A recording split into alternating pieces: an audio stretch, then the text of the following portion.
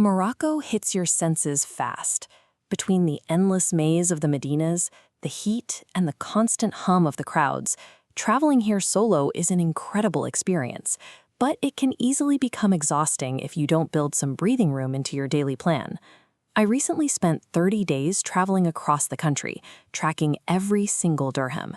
My grand total, excluding flights and travel insurance, landed exactly at $1,875.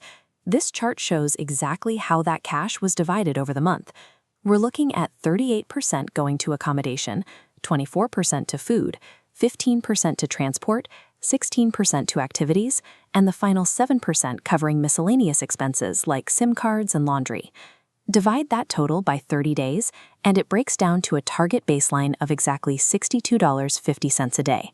You could definitely do this trip cheaper. If you stick entirely to crowded dorms and local shared taxis, you can survive on $35 to $40 a day. But racing to the absolute bottom in a high-intensity environment introduces constant friction. Spending a strategic $20 extra a day buys you reliable transit, quiet places to sleep, and safer logistics. It acts as a necessary hedge against solo traveler burnout. This blank chart gives us a specific framework to evaluate our spending choices: effort versus impact. Let's apply this to the biggest expense: accommodation. In major hubs like Marrakesh and Fez, booking an $8 to $20 hostel dorm is the smart play. It immediately lowers your baseline cost while giving you a built-in social safety net to help you navigate the busy cities. Then, when you move to smaller towns like Chefchaouen, you change tactics. You book a private room in a traditional riad, a Moroccan home built around a quiet, isolated internal courtyard. A private riad room costs between $30 and $50 a night. Mixing these in with the cheaper hostels brings the monthly accommodation average out to an affordable $24 a night. Plotting this out, hostels give you a high social return for very low cost, while private riads sit perfectly in the high recovery, moderate cost zone. Alternating between social dorms and private rooms gives you the downtime you need to process sensory overload, protecting both your budget and your mental bandwidth. To pay for those private rooms, you have to save money elsewhere. That brings us to food, where I spent a surprisingly low average of $15 a day. The saving strategy here is strictly geographical. Never eat in the main tourist squares. Instead, walk 2 streets away and look for the small, busy spots filled with locals.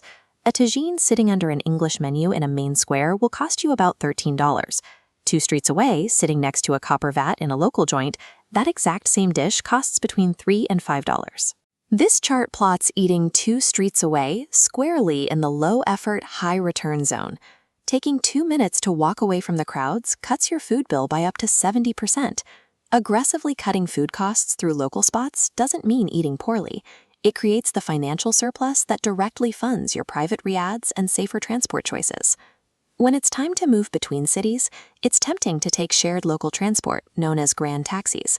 These are extremely cheap, but they require you to negotiate hard on PEPs, and they don't leave until every single seat in the car is sold and packed full. The better investment is spending a few extra dollars to use the national train network or the modern CTM bus system. For slightly more money, you lock in guaranteed air conditioning, reliable schedules, and zero haggling. It's a massive logistical upgrade.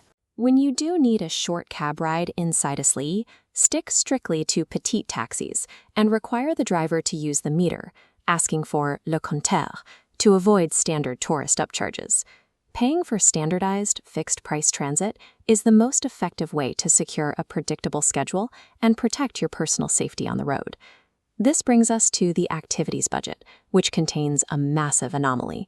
Fully $250, a huge chunk of the entire trip's budget, went into a single 3-day, 2-night tour of the Sahara Desert. You can find rock-bottom budget tours, but they usually result in overcrowded vans and thin sleeping mats. Opting for the mid-range tier gets you a comfortable, semi-permanent camp setup and a smaller group size. That $250 effectively outsources all the complex logistics. It covers the long-haul transport from Marrakesh, 2 nights of lodging, most of your meals, and the camel trek itself. Mathematically, dedicating 13% of your monthly budget to a 3-day window means you have to spend significantly leaner during the other 3 weeks. But trying to string together a deep desert expedition purely on local transit as a solo traveler invites constant headaches. Paying an expert to handle the logistics is the only way to comfortably enjoy the experience. Two main strategies exist based on your priorities. For absolute savings, you can survive on $35 to $40 a day using dorms and shared taxis. But to prioritize sanity, aiming for $60 to $70 funds hybrid accommodations and reliable buses. Injecting just $20 extra into your daily allowance completely removes the hardest logistical hurdles of navigating the country. When traveling solo in a demanding environment, every dollar you spend has a specific purpose. You are paying directly for your own peace of mind.